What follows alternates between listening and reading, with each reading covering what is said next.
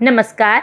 Hindi learning channel पर आपका स्वागत है। आज आशिमा महाजन हिंदी लर्निंग चैनल पर लेकर आई है क्लास 10 कोर्स ए के बच्चों के लिए आत्मकथ्य पर 25 इंपॉर्टेंट एमसीक्यूज।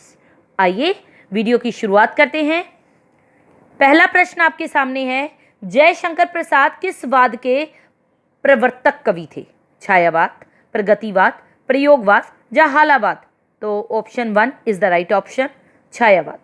आत्मकथ्य कविता में कौन सा गुण विद्यमान है?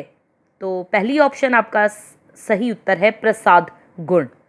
कवि ने अपनी कथा को कैसा माना है? टेढ़ी, रहस्यमय, भोली और सीधी सादी, प्रेरणाप्रद?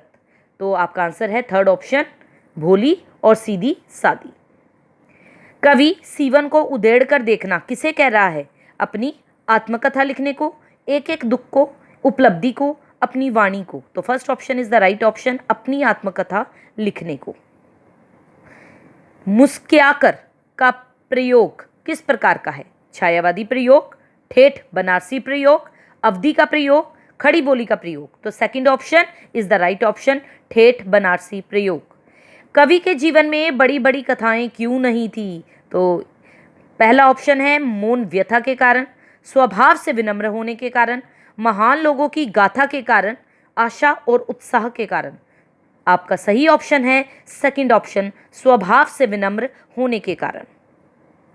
नेक्स्ट, कवि ने भोर को कैसा माना है? मतलब जो सुबह हुई थी उसको कवि ने कैसा माना है?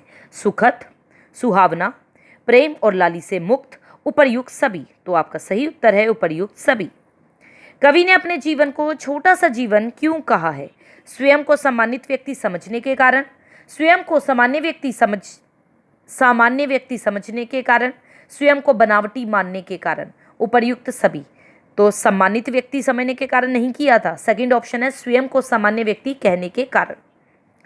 लेखक को गुदड़ी की सीवन उधेड़ना कैसा लगता है? कविता लिखने जैसा, अपनी आत्मकथा लिखने जैसा, मित्रों की बातें सुनने जैसा या उपरोक्त कोई नहीं? तो आपका सेकंड ऑप्शन राइट ऑप्शन है, अपनी आत्मकथा लिखना।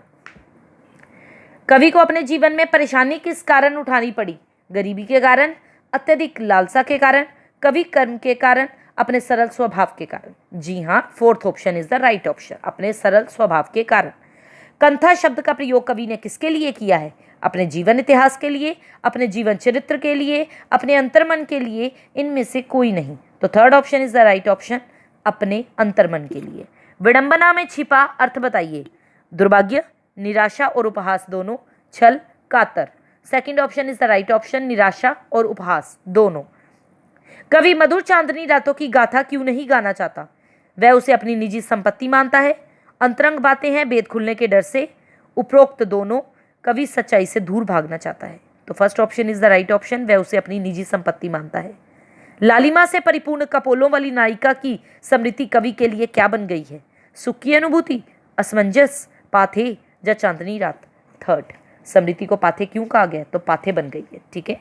बहुत समय से अनुभूत हो रही उसकी, फिलिंग इन द ब्लैंक, थक कर सो गई है। तो अब आपको इस प्रकार से प्रश्न पूछे जाएंगे फिलिंग इन द ब्लैंक के तौर पर। यादें, आत्मकथा, वेदना या बातें? तो बहुत समय से अनुभूत हो रही उसकी व्यथा, वेदना, थक कर सो गई है। ओके। कवि का क्या सफल नहीं हो सका? दुख, प्रेम, अनुभव, आत्मकथ्य? प्रेम। स्मृति को पाथे बनाने से कवि का क्या आशय है? दाम्पत्य जीवन लंबा न चल पाना, सुखद स्मृतियों का शेष जीवन जीने में सबलता प्रदान करना, अपने जीवन को झांकना? उपर्युक्त सभी। सेकंड ऑप्शन, सुखद स्मृतियों का शेष जीवन जीने में सबलता प्रदान करना।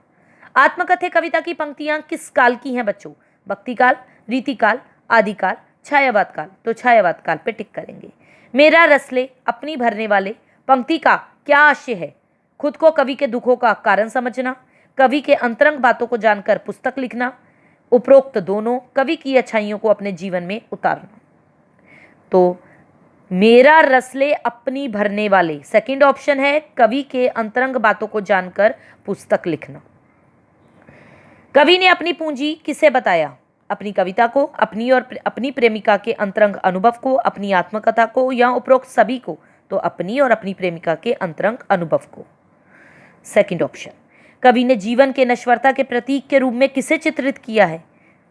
सुखद स्मृतियों को गिनी चुनी घटनाओं को, दुखद स्मृतियों को, पत्तियों के मुरझाकर घिरने को। तो कवि ने जीवन के नश्वरता के प्रतीक के रूप में, fourth option is the right option, पत्तियों के मुरझाकर घिरने को। नेक्स्ट, कवि की सबसे बड़ी त्रासदी क्या है? तो कवि की सबसे बड़ी त्रासदी, पहला ऑप्शन उसकी आत्मकथा, उसकी निराश पत्नी, उसकी अपनी प्रेयसी, या फिर उसकी यादें। जी हाँ, थर्ड ऑप्शन है उसकी अपनी प्रेयसी। नेक्स्ट क्वेश्चन, कवि निजी जीवन के प्रेम के बारे में क्या कहना चाहता है? उसका जीवन साथी उसके आलिंगन में नहीं आ सका, कवि निजी जीवन के प्रेम में असफल रहा, चांदनी रातों में उससे दूर हो गया, उपर्युक्त सभी। तो आपका राइट ऑप्शन है उपर्युक्त सभी। नेक्स्ट, निम्नलिखित में से कौन सी रचना जयशंकर प्रसाद की नहीं है? कामायनी, परशुराम की प्रतीक्षा, आंसू या प्रेम पथिक। तो आंसर है परशुराम की प्रतीक्षा। ठीक है। पत्तियों का मुरझाना किस ओर संकेत करता है? सूखे की ओर, पेड़ के सूखने की ओर, मन में उत्पन्न दुख और आनंद के भावों के मिट जाने की ओर, या जीवन के रहस्यों के बनावटी रूप की ओर। तो third option is the right option. तो यहाँ पर आपके 25 MCQs हो गई कंप्लीट। आई होप ये MCQs आपको सही लगे होंगे, प्रैक्टिस के लिए आपको अच्छा लगा होगा। तो जल्दी ही मिलते हैं चैप्टर 4, यह है दंतुरित मुस्कान और फसल। इस कविता के MCQs लेकर मैं आपके सामने प्रस्तुत होंगी। चैप्टर 4 तो यही था, नेक्स्ट चैप्टर लेकर दंतुरित मुस्कान और फसल के MCQ लेकर आपके सामने प्रस्तुत होंगी। Till then take care, goodbye students.